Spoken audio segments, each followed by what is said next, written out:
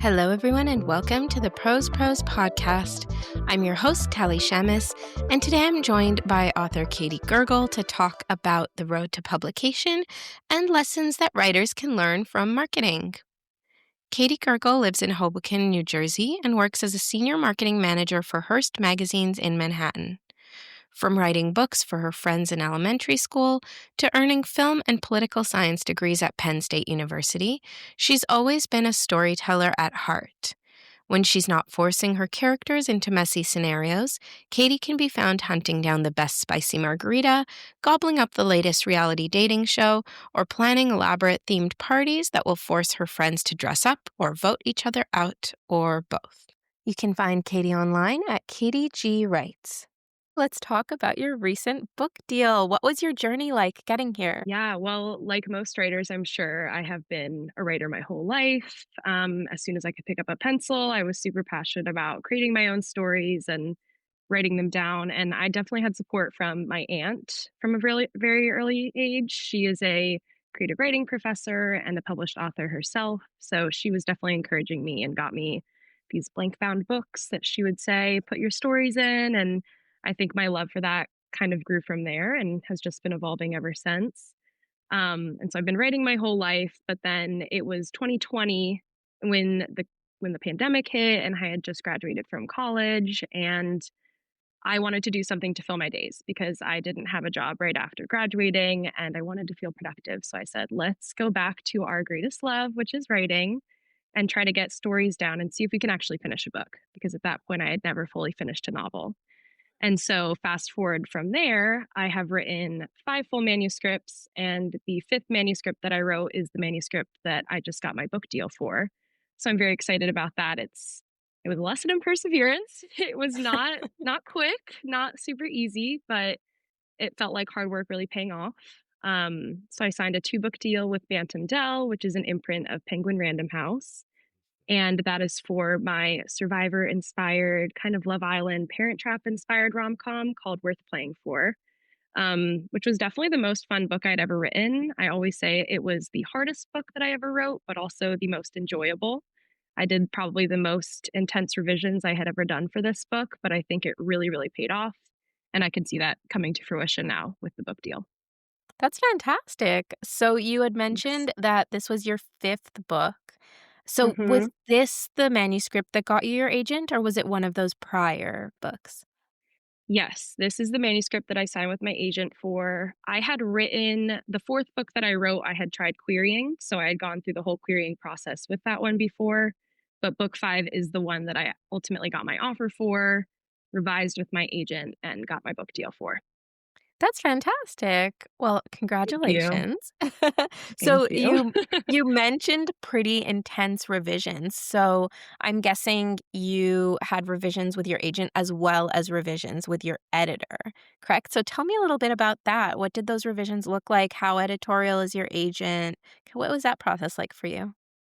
Yeah, absolutely. So I haven't done edits with my editor yet. I am going to do those, so I'm anticipating a couple more rounds at least. Editing is never done in this industry. It's always editing. But I did a couple of rounds of self-editing with critique partners, and then my aunt that I mentioned, she had some edits, and so I did a couple of drafts before I started querying, and then I signed with my agent Aurora, and she is very editorial. I knew when I was querying that I really wanted to work with an editorial agent. I just think it would be nice to have someone to bounce ideas back and forth with, someone who had the eye for the industry already and had gone through the editing process with previous authors. And so that was one of the reasons that I ultimately decided to sign with Aurora is she had great editorial notes and she was very enthusiastic about how she wanted to edit with me and how she was an editorial agent. So we went through it was one big substantial developmental round of edits where she kind of sent me an edit letter that had kind of overarching like plot edits and character edits and scene changes, and we got on a call and we talked through those. And that took me, I can't remember how long, maybe about a month to get all of those bigger edits done. Sent that back to her. And then she read through and kind of did like a line level edit on track changes in Word. And so that was more of like a line level. We were cutting word count down because I had originally queried her with a 95,000 word manuscript. and we were aiming to get it around the 90K mark before going on submission. Mhm. So that was a lot of like, where can we even cut on a sentence level? If we can't cut out any big scenes at this point, like where can we condense things? Where can we take out extended metaphors and details that aren't necessary? So it was really just fine tuning it. And then I think there was maybe one more tiny, tiny little edit. So I don't know if it even counts as a third round, but we did definitely like due diligence and got it to the point of being like as tight as we could get it before sub. Okay. So how long did that whole process take? When did you sign with Aurora and then when did you actually go on sub? I signed with Aurora in late March, and then I went on sub in late June. So about 3 months Hmm. total. That's wild. So you had a really quick turnaround. I feel compared to other Yeah. people in the industry, that's super fast, both for your edits and for being on sub. Yeah, I felt very lucky. Aurora's super, she's quick with it. She gives a timing right off the bat and says this is when you can expect to get your edits, and she was always followed through to get it back at the time that I knew. So I was really able to schedule my life around when I knew I was going to get those edits back and kind of free up time for myself so that I could also complete them quickly. I think that was one of also the biggest things I was looking for when signing with her was like the transparency of when am I going to hear from you? When am I going to get these edits? How long might I go without hearing from you? Like I'm a very communication heavy person and love knowing like what I'm going to get when I'm going to get it, very type A. Yeah. So it was definitely helpful and I think that helped me also like keep myself in check and really kind of breeze through it as much as I could. Yeah, no, I totally relate with that. I feel like I'm also very A-type and I want constant communication. But Totally, totally. I've heard some funny things specifically from agents giving writers advice saying, your agent, it has to be a professional relationship. Your agent isn't your friend. They shouldn't be someone that you're Mhm. friends with. They are working for you, essentially. Right. And Right. so, do you feel like that's very much like the professional relationship that you have with Aurora? Yeah, I think our relationship is definitely professional, but what I love about it is it's kind of like a friendly professional. So Mm. we're not Mhm. I wouldn't call her like my friend, like we're not texting all the time, we're not calling all the time. It isn't like it's definitely we have a professional level. We communicate primarily over email. And we keep everything on that level. But at the same time, she's super accessible and friendly in the sense that I feel like I can go to her if I have very minor questions. I'm also the kind of person that's like, I don't want to bother you. I don't want to bother you. So I'm like, do I even ask this question? And very early on, she made it clear. She's like, any question that you have, just send it to me. Like, this is what I'm here for. I want you to feel comforted on this journey. And so, because of that, I totally trust in her professionality. We have that relationship, but she's also very accessible in the way that, like, we can go. I live near New York City and she works and lives in the city. So we can go and get drinks. And when we get drinks, we can both talk about our personal life and do that on a more friendly level, but keep it professional the same. We'll talk about the industry and talk about writing. And so I just feel like that's always kind of what I sought out too. I wanted someone that Yeah. was accessible, but not someone that, yeah, someone accessible, but not someone I had to like be nervous about sending any question that I had. Yeah, definitely. And I think that's actually advice that you gave me when I was trying to pick which agent to sign with. You had Yeah, mentioned that. yeah. Yeah. Yeah, I love that. So, how is being on sub, from preparing for the process, putting together the pitch and your editor list? Did you do that together? And then the actual process of going out on submission? Yeah, so Aurora put together my list and she emailed that to me ahead of time so that I could kind of do a little research on my own and see who we were submitting to. But because we had worked so well together, like I fully trusted whoever she put on the list. And she has a lot of conversations with editors, so knew kind of who she wanted to send it to originally. I remember being on either the initial offering call or a call later. She was like, these are the people that I have in mind because they want so and so. And she already had those kind of connections made. Mm. But it was also very much a conversation. So I had some editors that I had seen on Publishers Marketplace or had just done research on, and I would send her an email and say, like, have you considered this person? Totally trust however you feel, but I saw this in their manuscript wish list, thought it might align, etc. And then actually the editor that I ended up signing with was someone that I had suggested because a friend of mine had met her at a conference and had talked to her about my book. And so Aurora Oh, made it very clear like, if you have any of these connections, no matter how small you might think they are, let me know and we can work with that and work that into our sub list. So I knew ahead of time. That was the whole preparation. She sent me like the sub letter, so what they would be getting when she submitted to them. And then for the actual submission process, I was definitely incredibly lucky. I had a pretty quick sub experience. I think a big part of that was the fact that Wendy, my editor, was already aware of my book going into it. So I think maybe, I don't know how the process works internally, but maybe when it hit her inbox, she already had kind of recognized the story and my name.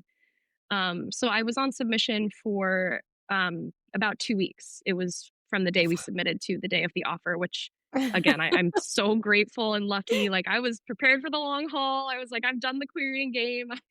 I have waited a lot. So yeah, I'm really, really grateful for that. And definitely like makes me think about how grateful I am for the community that I have and how people Uh-huh. really can help one another.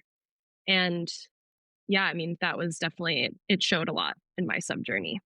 Yeah, that's amazing. Did you have a list, like a spreadsheet of the editors that Aurora was updating? I did not. We had established from the jump that she would send a monthly update, kind of a Okay. roundup of responses. And you didn't even get Um, that? I didn't get my monthly roundup, which again, feeling very lucky, but I it was an interesting thought process because I am the kind of person that likes immediate validation. I was Yeah. thinking to myself, do I want one of those spreadsheets or do I want her to forward me rejections as soon as I get them? But at the same time, I was like, "You need to give yourself a little brain break." Like, it had Yeah, been a long time querying and a long time jumping at every email notification and for going in sure. my email and refreshing, and so I think both per Aurora's advice and per advice from other authors that had been on submission, I was like, "Okay, maybe I need to give myself a little favor and decide Yeah. not to do the instant updates." For sure, for sure. And now, so a little bit of time has passed since you got your offer. So, can you touch on what that period has looked like? Just kind of that break between the editor offer and announcing a deal. Yeah. Well, first of all, I'm impatient. So it was a lot of waiting and a Yeah. lot of being able to excited about telling people, but not really being able to share too much. So that was Yeah. definitely like, okay, I'm ready to talk about it. But other than that, I signed a 2 book deal and I had discussed with Wendy, my editor, kind of like a brief outline of what book 2 would look like and kind of some elements that I could work on. So I got started working on book 2. Another kind of thing to like, everyone says the advice is keep your mind off of the waiting by working on something new. And even though I Yeah, had my book deal and I wasn't really waiting for anything too major, it was just nice to have something to dive back into drafting. So I'm working on that currently, waiting to get my edits. And in the meantime, I like staying productive. So I'm staying productive by working on book 2. oh, that's awesome. Now, do you have any lessons that you would share from your very short time on submission? Well, anything really, even about getting agented, contract negotiation, anything that you've picked up along the way. Yeah. Yeah, I think definitely a lot of my lessons came from querying because, like I said, I had queried a book before I had queried Worth Playing Mhm. For. And that was my first time really diving into the industry and doing research and researching what it means to query and get an agent. And so that was like the biggest learning process for me, I think. Mhm. And one of the big, I have like so many pieces of advice I would tell my former self. It worked out in the end, but a couple of things I would say is like, definitely do your research. The first time that I queried, I was kind of like, oh, this is so exciting and fun. And these agents are open to my genre. I should definitely just send them a Yeah. query. And I like didn't Yep. do the research. And I definitely sent queries out to people I don't know if I would have been comfortable signing with. So Yeah. research, research, research. And then Yeah, also I have been trying to tell myself through every step of the way to not self reject. Like, for sure. I have no shame. I always say I have no shame. I will ask anyone questions. I will reach out to anyone. The worst that they can say is no or not respond. And I'm just like a big fan of shooting your shot. So when it came to agents that I was sending my stuff to, there were several agents that I was like, I don't know, this could be a long shot. I don't know if they super align with my work. But for whatever reason, I was like, just send it. Literally, the worst they can do is reject me. For And sure. I ultimately ended up getting my first offer from an agent that I sent to completely on a whim. It was like, if you had told me to rank who I thought I was going to get an offer from and who I wasn't, like this agent, I just didn't put up there because I didn't think their agency was particularly looking for what I was querying or her. I don't know what it was. But I think that was a big lesson where it's just like, don't count yourself out. You Yeah, are your biggest advocate, and I've been really trying to keep that in. for sure. Completely agree. So, I want to get a little bit more in depth into your background, your career, what you do for work, because I find it so Yeah. fascinating. So, you're in marketing, you're a senior marketing Yes. manager. What Yes. what do you do on a day-to-day? Oh my goodness. So it's actually very data heavy. It's very different side of my brain than I use for writing. I work in paid search marketing. So it's basically, I work for a big media company that has a lot of different brands, and I work with a couple of brands specifically that churn out a lot of content about anything under the sun. If you were to Google how to clean a dishwasher, that is the most random example. But if you were to Google that, we are bidding on placements in Google and we are trying to get you Uh, to our page. And so a lot of it is just managing a ton of campaigns, working towards specific KPIs, doing a lot of Excel work. And yeah, I think what I like about my job is that it is so different from writing and it is using such a different part of my brain. uh-huh. Because I think if I was in a super, super creative job, I might not have that creative juice to use for my writing when I like log off of the 9 to 5. So it's been a good balance for me. Yeah, and has anything in your job kind of helped you in terms of the writing side? Has anything from marketing translated even to how you present yourself, how you pitch your work? Yeah, I mean, that's a great question. I think there's a lot of like transferable, like soft skills almost that I've taken with me. Um, Honestly, the shooting your shot uh, advice kind of comes from my work because I feel like we are sort of a shoot your shot method when it comes to setting up campaigns and trying different Okay. things because we're like, who knows if this method is going to work or if this strategy is going to work, but we're trying to constantly evolve. So we're like, let's just try it. And if it doesn't Yeah. work, that's fine. If it does, then maybe we found a new source of income. I don't know. Maybe it's a new strategy that we can take advantage of. So I think it's very just like this open mindedness mindset that I've tried to take with me as well.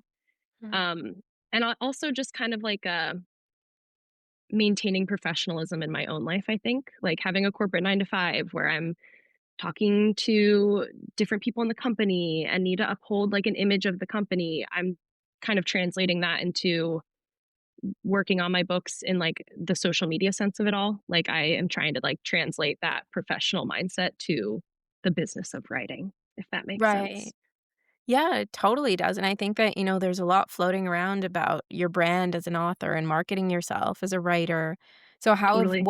what strategies have you embraced for that in terms of social media and putting your brand out there? Yeah, I was always kind of wary of posting on social media as an author. I don't know what it was. Maybe it was a little bit of imposter syndrome, especially before like getting an agent and getting my deal, kind of thinking like, what do I have to share? Like, what are people going to benefit from seeing my videos as like an unagented author in the trenches? Yeah, But I think there was one night that's like a flip just switched. It was a couple of months ago. And I was like, really, what do you have to lose? Like, why yeah, don't you just start posting on social media? I have always enjoyed watching people's journeys at whatever point they were at. I've loved yeah. seeing people draft. I've loved seeing people traditional publish, self publish. Like, I just find it so fascinating to see the different journeys that people take. And I've always loved consuming that on social media. So this one night I was like, why don't you just post? Even if like no one sees it and it's just for you, you'll have a little bit like of an inventory of posts that you can look back on, and it can be kind of like an archive and fun for the future. So there was one night that I posted on TikTok and I just posted a video, one of those classic, like speaking as if I was the main character in my book, like, you'll never believe what happened to me. I went on this reality show and it was just so fun. But it was just like really fun. And then I posted it, and I don't know, the TikTok algorithm was like, oh, ding, ding, ding, she's posting. Let's send it to every single person in her contacts. And I had all these people just like commenting on my video that I had not spoken to in years. And it was so sweet. I was at Yeah. first like, oh no, do I want to be perceived like this? But everyone Yeah. was so nice. And it was people like, oh my gosh, Katie, like, so good to see you're doing well. I'm excited for you. Like, just Aw. showing the support.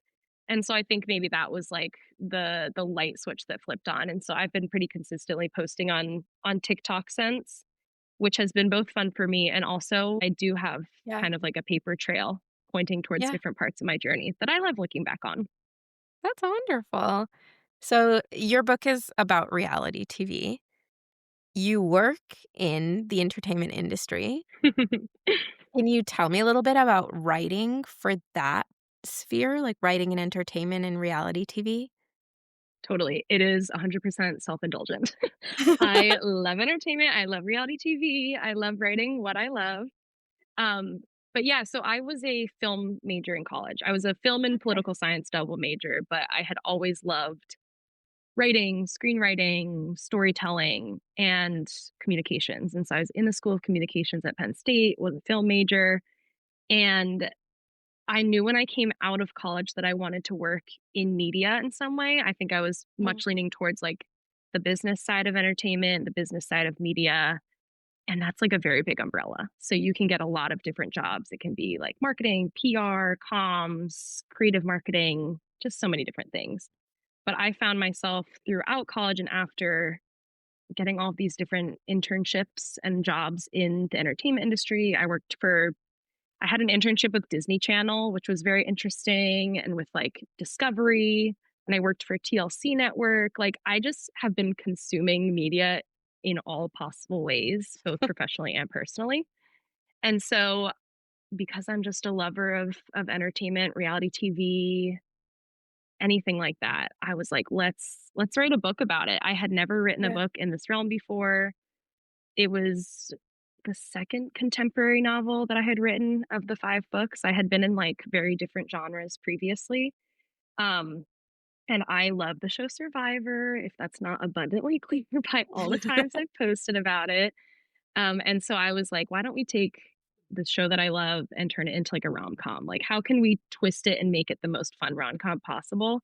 And this idea just hit me one day to do this, like, twin switch, Survivor-inspired reality TV book, and the way that it just kind of flowed was very much an indication to me that I was where I was supposed to be at the time. Like, I was writing Yeah. what I love, and I think when you write what you love, it comes out a lot easier than when you're writing what you're forcing yourself to write.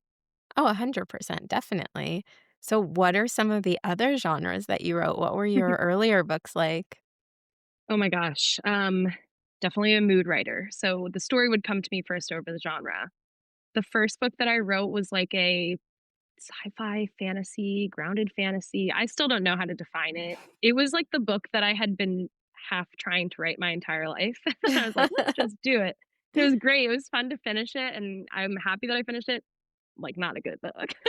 It shouldn't see the light of day, but it was fun. And then I wrote a like speculative one, and oh my gosh, I wrote a zombie dystopian. I Oh, love zombies. wow. So I was like, let's just do it. Let's feed our soul and write it this zombie book. And then we went to romance. We pivoted hard Yeah. after the zombie book and we went to romance. Well, we could always do, like, a zombie romance mix for your next one. Ooh. Oh, you got me thinking. What are your plans for your next books? So I have book 2 as a part of the contract for my book deal, and I know that story. That is another contemporary rom-com, also, like, entertainment adjacent, like, it has a lot of, like, TV entertainment elements. And then down the line, I don't know, I definitely think there's value in establishing your brand as an author and being like, "You know me as the girl that writes contemporary rom-coms," and so I feel like I can see myself staying in that realm for a bit. But I also don't know. Every day I am getting a new idea. Not every day, that would be nice. I'm getting a lot of new ideas and writing them down in my notes app. Like, I was on the subway the other day and I was, as true writers do, overhearing a conversation and listening very intently. And it gave me like an idea for just a fun, completely harebrained rom com. So I just jotted it down in my notes app. Who knows it'll ever see the light of day. But yeah, it's fun to think about the Yeah. possibilities. I'm not sure where we'll go. Yeah, no, well, I mean, the possibilities are endless, and that's what I love. I think that that really shows you that you've landed in the right place. Like, I remember I'm working on my PhD right now. Oh my gosh. Yeah. Oh So my gosh, that's cool. right. It's something. I'm very impressed. Thank you. But I was having a conversation with another one of my fellow PhDs. And so this other PhD was telling me how, I'll be brushing my teeth and I'll have a research idea. Or I'll be Oh like my making gosh. lunch and I'll just have an idea for what I want. And that never happened to me. I never had ideas for Really? research. But now with writing, that happens to me. I'll be Oh sitting my there and I'll think, gosh, no way. and it's wild, it doesn't even matter what genre I'm writing in. Like my first book was a romantasy. This one now is a horror kind of gothic fantasy mix. Oh, very cool. The ideas just come, and I think that that's a They just come. sign that you're in the right industry. I think that's such a good point because it's like this is where my brain is going when I'm not actively like it's just where my latent thoughts are going. I feel like that is such a Exactly. sign. That's so cool. Exactly. Oh my gosh, I love that. Yeah. Yeah. It's so fun. Well, Katie, thank you so much for being here today. This was so wonderful. Oh my gosh, I love chatting. Thank you for having me on here. And thank you all so much for tuning in to the Pros podcast. I hope you've enjoyed this episode, and remember to check back next Tuesday for a new episode.